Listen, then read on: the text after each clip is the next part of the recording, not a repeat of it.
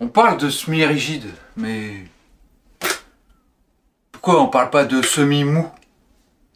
Tu vois la question? On n'est pas des surhommes tout le temps!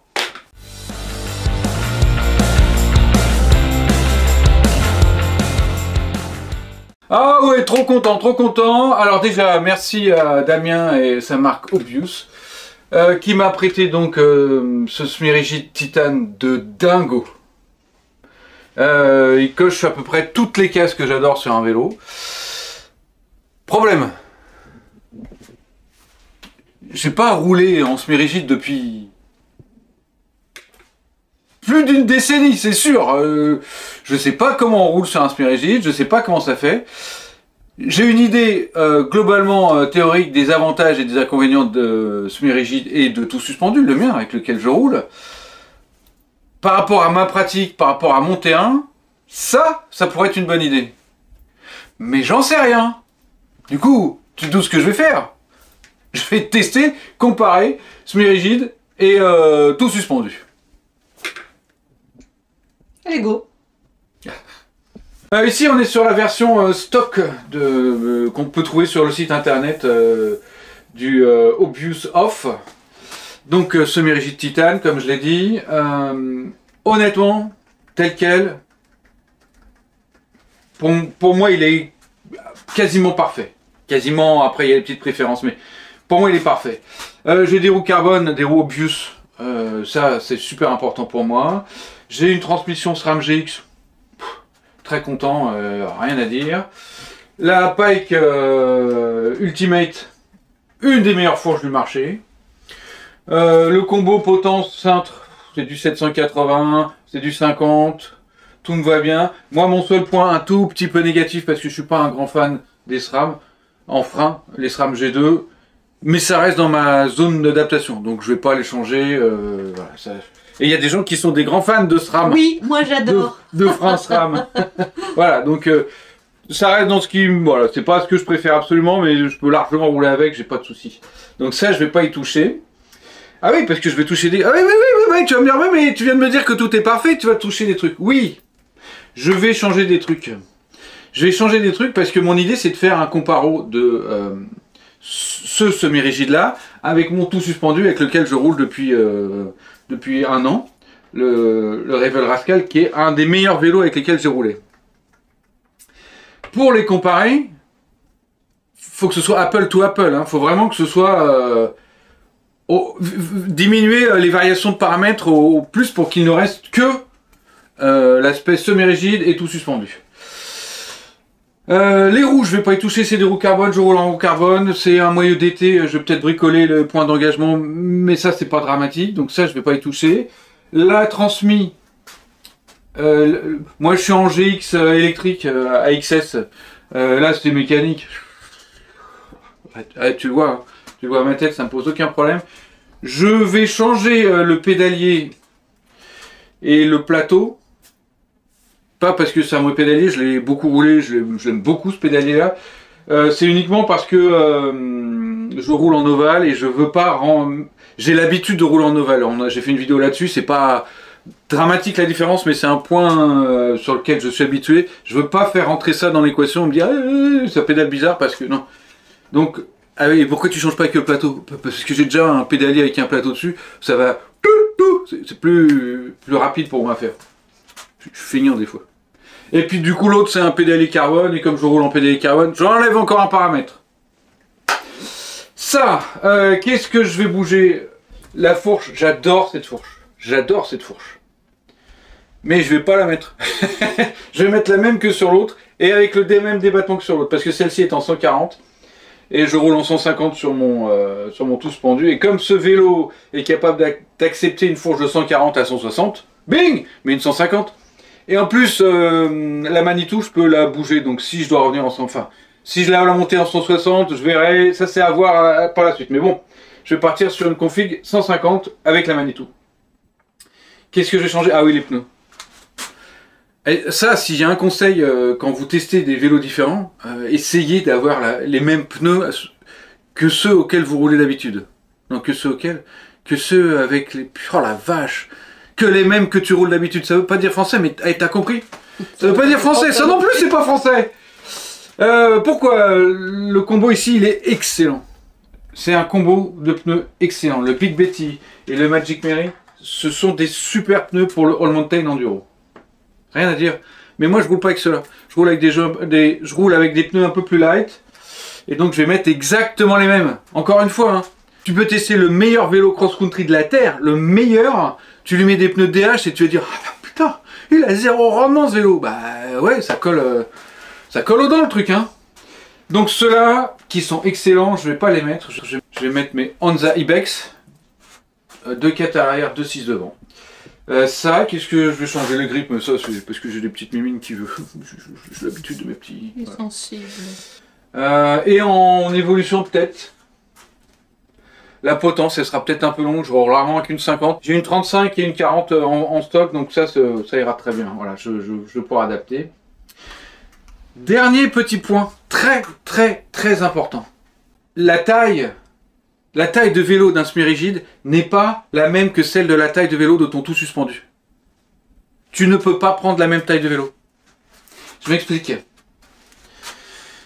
Il y a cette fameuse distance qui détermine une grande partie du caractère de ton vélo. C'est la distance entre le centre de ta potence et le centre de ton pédalé pris à la verticale. Et c'est donc la distance horizontale ici. Cette distance-là. Ça s'appelle le reach. D'accord? Je connais le reach qui me convient bien sur un tout suspendu. Je suis bien moi sur des vélos un peu courts parce que c'est mon style de ride. Je suis bien sur un reach entre 460 et 470. Ça c'est parfait pour moi. D'ailleurs il n'y en a pas assez dans cette taille là. Je conteste, je proteste violemment. Vous êtes chier avec vos reach à 450 et vos reach à 480. Parenthèse fermée. Je dis ça, je dis tout. Qui s'énerve tout seul. Quand tu es sur un tout suspendu, tu as une suspension. Montes sur ton vélo, tu comprimes ta suspension et ton vélo il va basculer comme ça, ce qui raccourcit un peu le reach. D'accord? Quand tu es sur un semi-rigide, le seul truc qui peut se comprimer c'est ta fourche et ton vélo il va basculer un peu comme ça, ce qui rallonge le reach. Vous l'avez? Donc si ton reach idéal c'est 480, sur un tout suspendu, quand tu es en action dessus, il est plus petit que 480. Mais sur un semi-rigide, il est plus grand. Donc tu prends nettement plus petit. Genre, ça peut aller jusqu'à 30 mm de reach en moins hein, pour avoir l'équivalent. Donc ici, je l'ai pris en médium, alors que je roule globalement en L, M, dans ces eaux-là. Voilà. Donc il est plus petit. C'est un truc fondamental. Si un jour vous passez de tout suspendu à semi-rigide ou de semi-rigide à tout suspendu, votre reach ne doit pas être le même. Alors qu'il vous aurez les mêmes genres de sensations. C'est bon, c'est bon, c'est bon? Ouais. Bon, allez, je fais le modif. Go.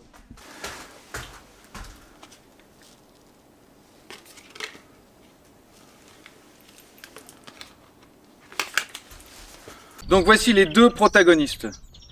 Donc deux vélos que j'ai équipés quasiment à l'identique, de très haut niveau en termes de qualité. Celui-là avec normalement un tout suspendu avec un rendement de dingo, donc, et puis le Titan Obvious. On va là essayer de décomposer les différences en termes de mécanique. Bien sûr, il y en a un qui est amorti et l'autre pas. D'accord. Mais ça entraîne quoi en termes de géométrie? Chaque cadre d'un vélo, de n'importe quel vélo, est composé de deux triangles. J'ai bien fait? Tu les vois bien, les deux triangles, d'accord? Lui, c'est pareil, hein?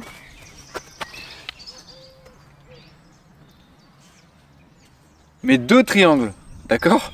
Mais ici, entre ce triangle-là et celui-là, j'ai tout un système de pivots qui fait que ces deux triangles vont bouger l'un sur l'autre. Deux triangles bougent l'un par rapport à l'autre.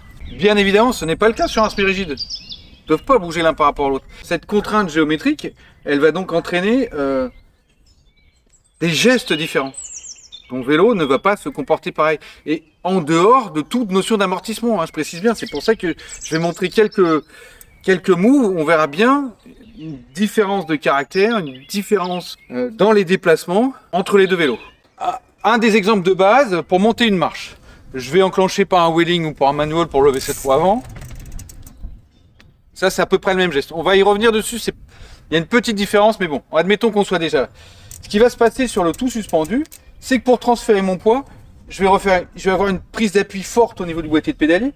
Et j'ai mes deux triangles qui vont se plier en attendant. Je réavance. Ils vont se plier en attendant.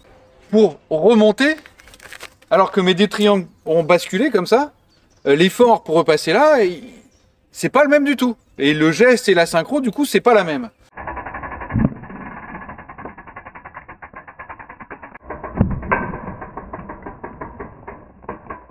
En termes de levée de roue avant, il y a deux techniques. Hein. Le wheeling avec un coup de pédale, c'est ton coup de pédale qui permet de lever cette roue avant. Et le manual, c'est-à-dire sans coup de pédale, organisant ton corps pour qu'il passe derrière cette roue arrière et qu'il permette de lever cette roue avant. Là, du coup, c'est radicalement différent. Hein. Sur le semi-rigide, donc mes deux triangles qui ne peuvent pas pivoter. Si je parle du wheeling, donc avec un coup de pédale, quand je pédale, les deux triangles ne pivotent pas. S'ils ne pivotent pas, il y a un transfert immédiat. La roue avant se lève instantanément. Et elle est même plus facile à conserver parce que justement, j'ai pas de pivot entre les deux triangles. Donc, pour un wheeling, avantage net sur le semi-rigide. Le manual, il va se faire à partir déjà d'une pression de mon corps vers le bas et d'une compression de mes deux suspensions. Ce qui implique que je vais faire déjà bouger mes deux triangles, l'un par rapport à l'autre. Et mécaniquement, comme il bouge, mon bassin, mon centre de gravité, il va déjà être en arrière. Donc le lever de roue avant est nettement plus facile dans ce cas-là. A l'inverse, en manual, la seule chose que je vais comprimer, c'est ma suspension. Or, elle va s'affaisser. Et donc je m'éloigne de mon axe de roue arrière. Donc mon geste pour revenir en arrière va être encore plus important. En termes de manual, le semi-rigide est plus difficile à manualer. Il n'existe même pas ce verbe. Que le tout suspendu. Donc en fait, selon le geste que tu veux faire, tu changes de vélo, quoi. Ouais, ça va être pratique au cours d'une randonnée de changer de vélo ou d'un obstacle à l'autre. Oh, t'es pas joueur. C'est pas joueur. Hein. Donc pour le manual, je trouve ça un peu plus dur. Néanmoins, on a un vélo un peu plus court, mais il s'affaisse vers l'avant, donc qui complique le geste. Pour le wheeling, c'est lui qui gagne. Et comme on a besoin des deux gestes au cours d'une randonnée, en général, voilà, donc il n'y a pas de vrai... d'un qui gagne complètement sur l'autre dans cette histoire-là. Je vais essayer de montrer les deux gestes avec les deux vélos, et puis ça va faire 4, quoi.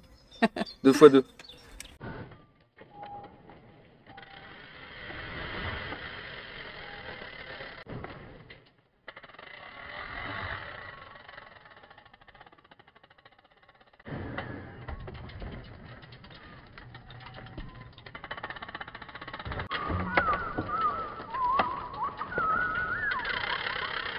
On a vu donc les différences levé de roue avant, levé de roue arrière. Forcément, dans un bunny-hop, il y a les deux. Donc, l'un va être un petit peu avantagé et l'autre va être un petit peu avantagé pour l'arrière. Enfin voilà, ça va se partager, je pense. Au final, mon ressenti, c'est que le semi-rigide est un peu plus fort en bunny-hop, mais pas par sa capacité à lever l'avant ou l'arrière, principalement, à mon sens. À vérifier, hein. C'est que c'est plus léger et qu'on pompe de l'énergie, on perd une partie de son énergie sur le tout suspendu. Et l'amorto ne renvoie pas plus que ce qu'on lui donne, donc il renvoie moins. Donc il y a une petite perte quand même. À vérifier, et vous me dites dans les commentaires ce que vous en pensez.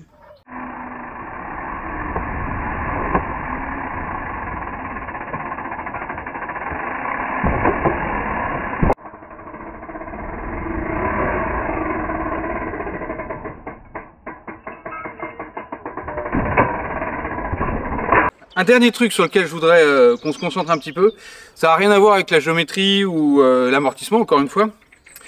C'est qu'ici, tous les pivots qui lient mes deux triangles, c'est des roulements avec des vis. Il y a du flex. Il y a du flex, oui. Les trucs qui lient ici mes deux triangles, c'est des soudures. Je les trouve pas. Et donc il y a du flex latéral comme ça, que je vais essayer de vous montrer, qui est peut-être un avantage en termes de ça pardonne les erreurs, peut-être un désavantage en termes de ça augmente les erreurs. C'est-à-dire qu'au lieu d'être là, tu te retrouves là et tu perds l'équilibre. À vous de voir, je vais essayer de vous le montrer.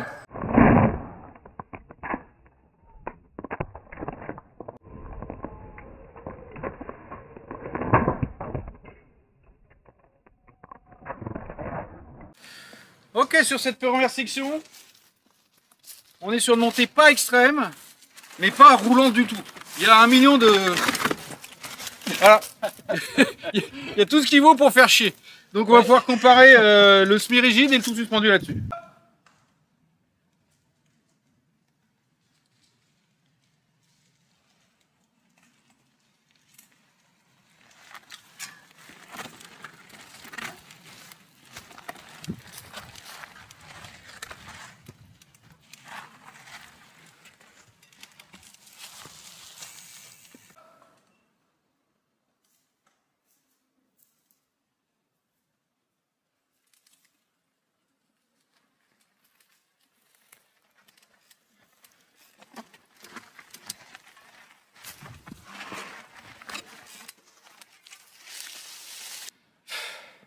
Deux secondes de moins avec le semi-rigide. J'y croyais pas une seconde. Pour moi, c'était pile le genre de montée où le semi-rigide est en difficulté. Mais du coup, tu t'énerves peut-être plus. Je sais pas quoi dire. Ici, on est sur une montée roulante. Il n'y a pas de truc chiant. Ça fait que rouler. Je suis à peu près sûr que le semi va éclater le tout suspendu. Mais comme je me suis gouré au coup d'avant, on verra bien. Hein.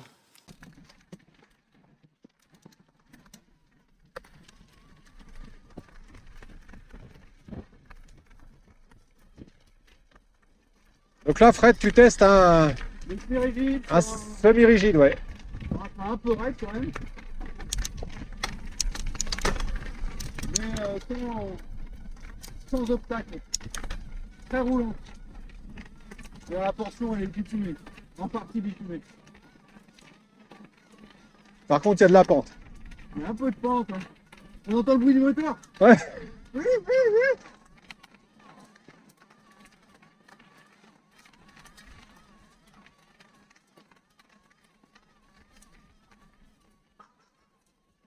De récup.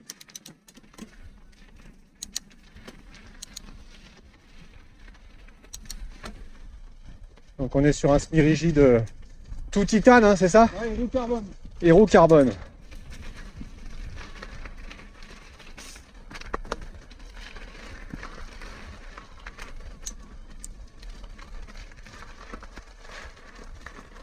Et on va rattaquer une bonne montée. Ouais. Il n'y a plus personne qui va t'en parler. Ouais, alors on est bien... Je pense qu'on a du 30% facile. Là. Pourquoi?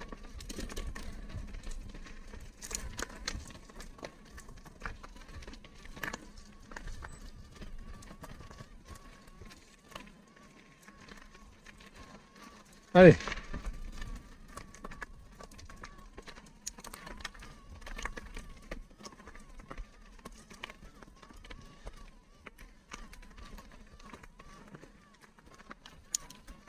Ouais, je pense qu'il y a un gain de rendement incroyable avec le semi-rigide. Ouais, hein.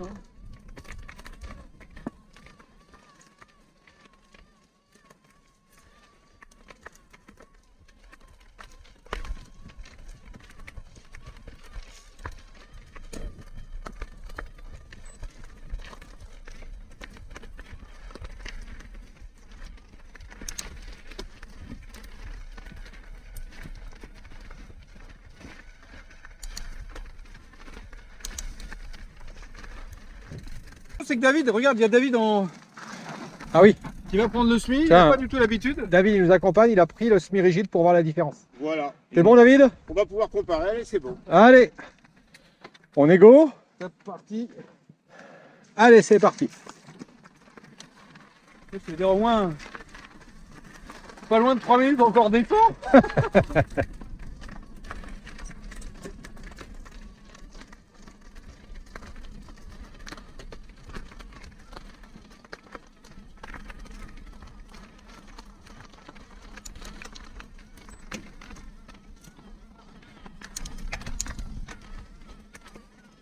Ouais, on voit bien le travail de l'amortisseur arrière en fait. Alors forcément, ça améliore le confort, mais tu perds en rendement. T'es pas obligé de me répondre, Fred. Non, c'est vrai que je suis full open. Hein. Garde ton souffle. Ah, ça m'a coûté plus cher ça. Ouais, ça se voit. David, qu'est-ce que tu penses écoute, je trouve qu'il est très très réactif. Ouais, le rendement est pas pareil, hein. Ça va durer qu'il va falloir affiner. Toi, tu m'as suivi. Déjà, c'est tout ce qu'il est. En effet.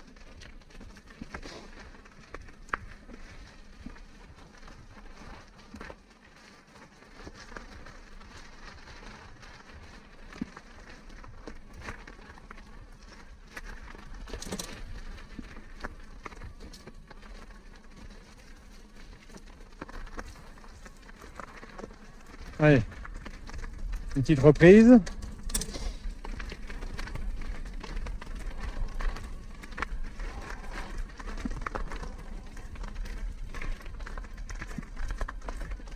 Allez mon David, Allez, non, va à ton rythme.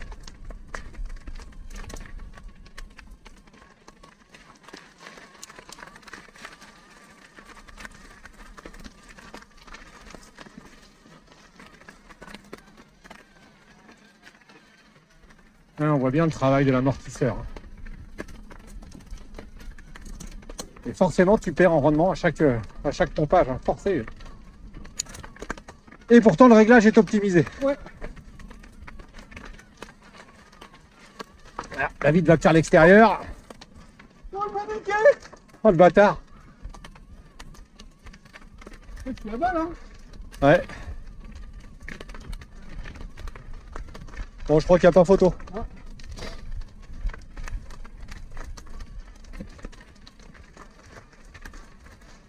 Et je pense aussi que le chrono va parler.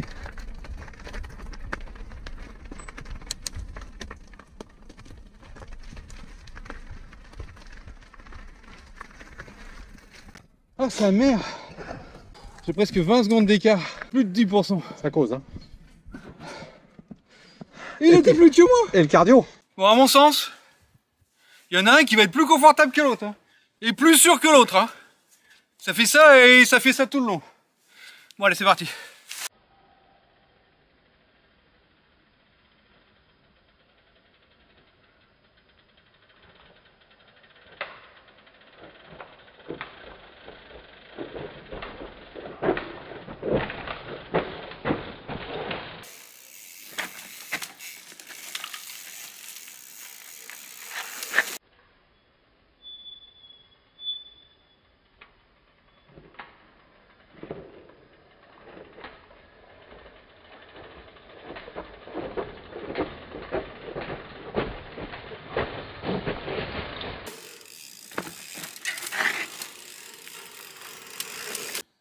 Alors là, conforme aux attentes. Hein. Touc, touc, touc, touc, touc, touc, touc, touc. On y arrive. Faut que le corps soit affûté quand même. Faut qu'il compense tout et chaque petit rebond de la roue arrière, tu perds de l'adhérence quoi. Donc, mais c'est fun en tout cas. L'idée là, on va faire une descente. Elle est roulante. Fred avec son semi-rigide, moi avec mon tout suspendu. Et donc Fred derrière moi. Et on va voir en fait lequel a éventuellement plus de rendement que l'autre. Et puis il y a plein de petits pavés qui risquent de faire trrrr. Donc en général je vais à la même vitesse qu'on va à la même vitesse, JC et moi, mais là je sais pas. Bon, allez. Go. Yo. Allez. Il y a une marche ici.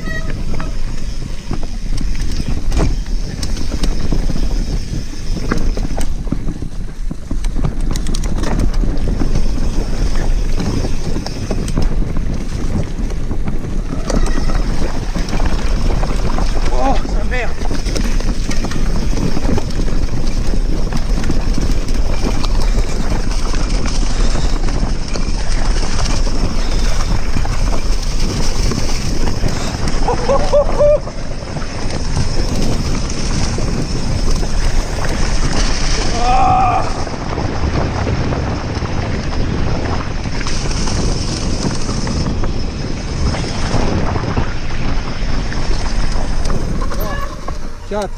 Allez, 5 secondes. Bon ben non. Je sais pas si je vais larguer si vite.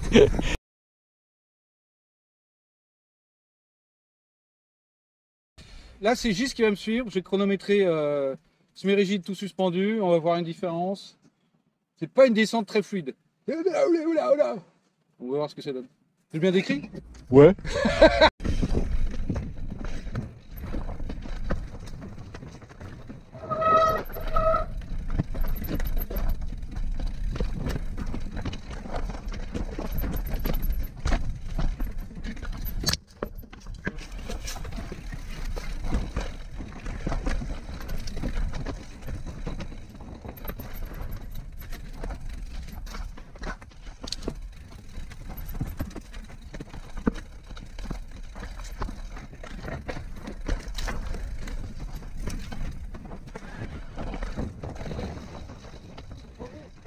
Merci. Bonjour. Bonjour.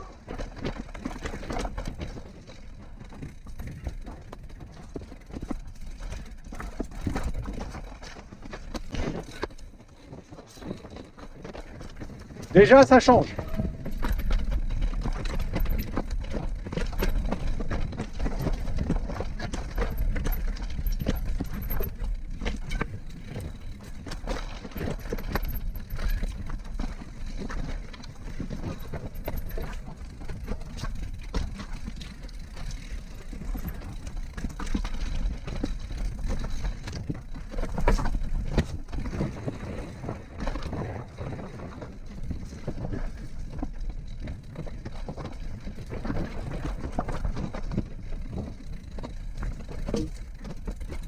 Ici, on est sur une zone un peu raide, un peu tech, un peu trialisante. Un peu mix, quoi. Donc, c'est pas gratuit quand même. Faut voir qui va se comporter de mieux. Mais on est, quoi qu'il arrive, à basse vitesse. Du coup, c'est peut-être bien le SMI qui va être confort. À voir.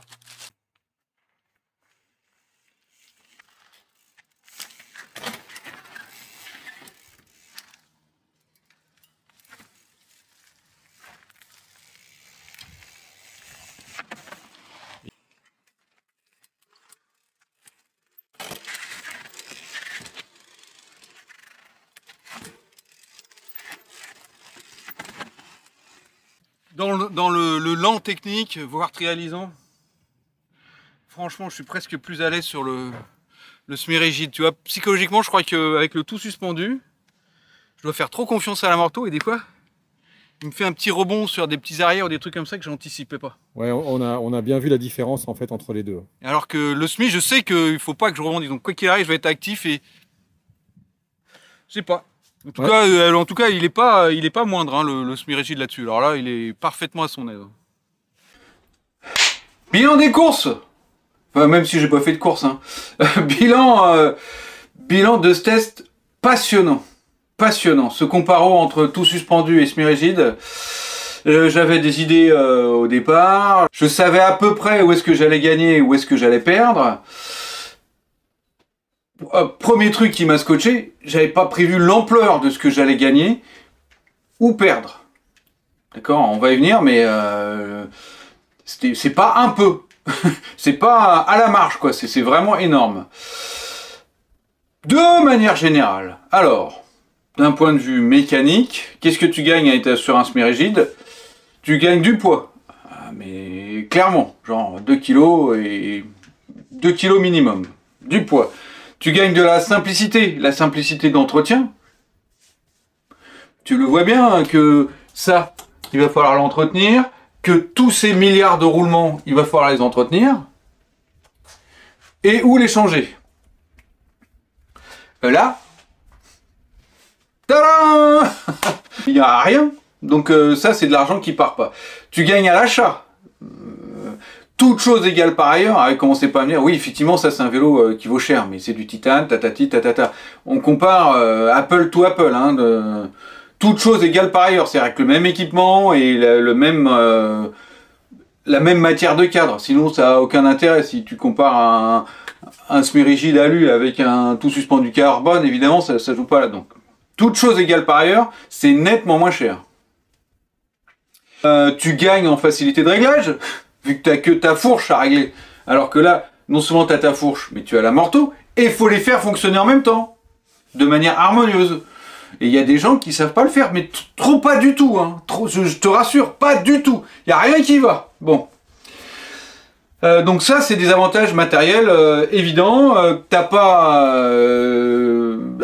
tu sais, si tu regardes sur les courbes quand on te vend un vélo, t'as l'anti-squat, l'anti-rise, tout ce qui concerne l'allongement de chaîne dû au point de pivot et qui font que, au freinage, au pédalage, voilà.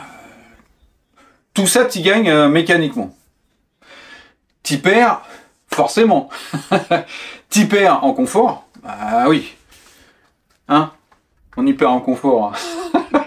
T'y perds en confort, ça c'est sûr et certain. Et t'y perds en grippe. Et tout ce que ton amorto ne fait pas, c'est tes jambes qui vont devoir le faire. Sachant qu'à un moment donné, tes jambes vont être fatiguées, et sachant qu'à un moment donné, tes jambes ne réagissent pas aussi vite que lui. Quoique, j'en sais rien. Mais en tout cas, ce qui est sûr, c'est que ça va te fumer. Là, vous avez déjà une idée mécanique, matérielle des différences entre ces deux types de vélos. Il essaye le... Ouais, on a fait un upgrade dans l'atelier. Et visiblement, il y a la testeuse en chef qui vient tester le upgrade. Avec tout ça, où est-ce que le tout suspendu est plus fort et où est-ce que le semi-rigide est plus fort? Pédalage, en montée, ça gagne. Mais largement. Lequel qui gagne? Le semi-rigide. D'accord? Éventuellement, dans les montées où il y a un peu de plein de trucs qui t'accrochent, tu vas quand même aller plus vite avec ça, mais ça va te coûter plus cher en physique. Parce que tu es légèrement debout sur tes pédales pour avancer. Mais globalement, dès qu'il s'agit de pédaler, le semi-rigide gagne. Voilà. Où est-ce que le semi-rigide gagne encore? Tout ce qui est mouvement trial, c'est quand même... ça réagit plus vite. Voilà, ça c'est sûr. Où est-ce qu'ils sont à égalité? Dès qu'on est dans du lent, même très raide, même très technique, même très machin, je fais pareil avec ça et avec ça. Je suis pas à fourche égale, hein, évidemment. Commencez pas à me dire ouais, mais bien, ouais, t'as un vélo de cross-country avec un angle de fourche comme ça et une petite fourche et tu le compares à un enduro all mountain avec un angle comme ça et une fourche comme ça. Non, toute chose égale par ailleurs. Hein. Faut que je le redise plein de fois ça. Où est-ce que lui perd et lui gagne dès qu'on commence à avoir beaucoup de vitesse et que ça tabasse un peu. Les gros sauts, bien évidemment, les gros sauts, les réceptions à plat, ça y a, c'est évident dès le départ, mais voilà. Dès qu'on commence à avoir beaucoup de vitesse et que ça tabasse un peu, c'est pas que lui est mal, c'est qu'à un moment, tu te dis quand même faut ralentir. Il n'y a pas de moment où j'ai senti, tu vois, je me suis senti en danger, mais il y a un moment, tu vois plus rien, t'as les bras qui bougent de partout, t'as les jambes qui bougent de partout. Voilà, tu remets un coup de frein. Et les autres situations où ça gagne, nettement, quand t'es dans du très chunky, tu te dis, oh putain, il faut que je lâche les freins, il faut que je laisse faire le vélo et que ça tire tout droit.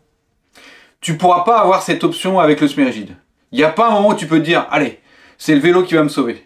Non, sur là-dessus, c'est tes jambes qui vont te sauver, c'est tes trajectoires, c'est tout ça qui va te sauver. Tu peux tout faire. Tu peux tout faire ce que lui fait, mais pas à la même vitesse. Quand ça va très très vite, ici, il faut ralentir un peu. Et bilan pour moi.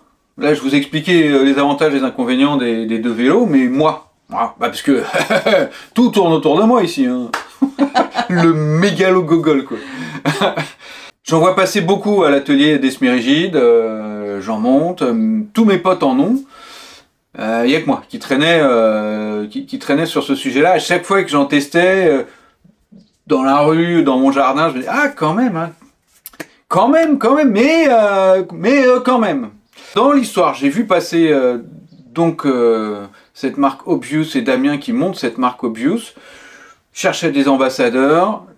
On se contacte, on passe un coup de fil, j'ai dit écoute, moi je veux le tester pas mal de temps, ça me permettra de faire une vidéo, et surtout je m'engage pas sur un vélo qui me convient pas. Je passe pas un an sur un vélo qui me convient pas. Dans ma pratique, dans mon physique, dans ce que j'aime faire, dans là où j'ai envie de progresser, ça m'apporte énormément. Tu vois, dès mes premières sorties, j'étais là, ce cadre, D'abord le titane, un métal magique quoi. Il a la même force, la même élasticité, les mêmes qualités que l'acier, mais beaucoup plus léger. Et par rapport à l'alu, il est beaucoup plus résistant.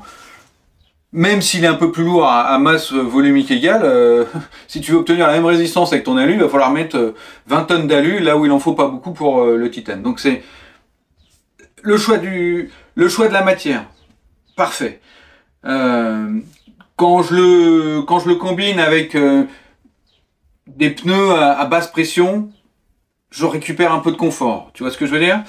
La géométrie, c'est l'aspect le plus important pour moi sur un vélo, la géométrie.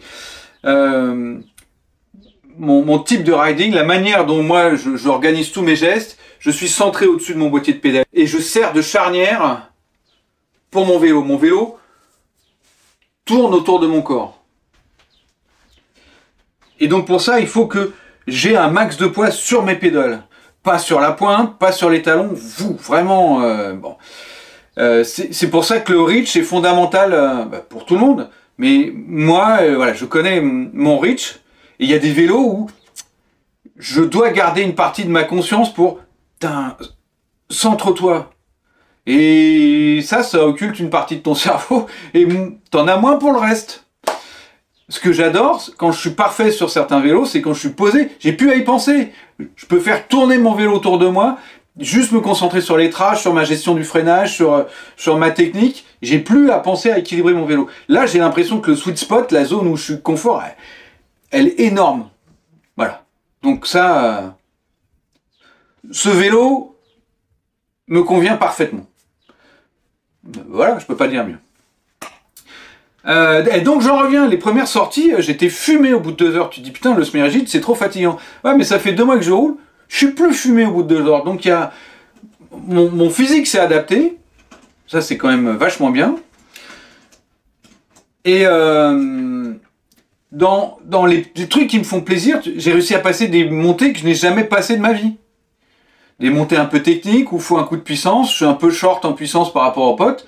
Ça m'a apporté ça. Donc un vrai plaisir en montée, j'ai gagné dans les montées techniques. Dans le trial, forcément j'ai gagné, c'est plus facile, plus précis, plus léger, donc ça j'y ai gagné aussi. Ça c'est des trucs qui importent à moi, hein, pas à une pratique d'un autre. Dans tout ce qui est lent, très raide, très compliqué, j'ai pas du tout perdu, je me fais pas du tout secouer, donc ça c'est aussi des trucs qui me font plaisir, et donc voilà. J'ai progressé avec ce vélo sur certains points et j'ai encore une énorme marge de progression. Donc, je suis tombé accro de ce vélo-là. J'ai perdu dès qu'il y a beaucoup de vitesse. Je suis obligé de ralentir un petit peu. Peut-être que je vais progresser, mais dans tous les cas, j'ai pas l'amorto qui permet de compenser tout le reste. Et surtout à grande vitesse où t'as pas ton corps peut pas compenser autant qu'un amorto. J'ai perdu sur certaines descentes, tu vois, c'est pas forcément à grande vitesse, mais elles sont très cassantes, il y a quand même un peu de vitesse. Peut-être que je vais progresser encore. J'ai perdu dans les moments où il faut se dire, allez, ça pue là, ouvre les freins, tire tout droit, tu verras après. Je peux pas le faire. Ce qui fait que je vais probablement encore rouler avec mon tout suspendu. Mais il y a une grosse partie de mes sorties, de ma pratique, qui fait que je vais le faire avec un semi-rigide. Du coup, bilan des courses. Bah oui, parce qu'il y a quand même un truc. Je me l'achète. Certes, je vais avoir une bonne réduction, merci Damien, parce que je deviens ambassadeur. Donc je vais faire de la pub pour ce vélo-là. C'était pas prévu avant, hein. Et tu me crois pas. En général, je pas super réputé pour mentir. Il sait pas mentir. Mais non, je sais pas mentir. Je le sentais pas, j'avais pas... Je sentais que le semi-rigide pouvait m'apporter, mais m'engager pour une marque en achetant un vélo, d'habitude on fait pas ça chez nous à Blow Up. On a la chance, grâce à vous, grâce au nombre de personnes qui nous suivent, de pas trop payer pour nos vélos. Bon, eh ben là, je m'engage là-dessus, je l'achète et je vais faire de la pub pendant au moins 1 an. Ça donne une indication quand même. Bon, sur ce, eh ben, amusez-vous bien sur tout suspendu ou semi-rigide. Amusez-vous les gars. Et les filles. Salut les amigos. Namasté!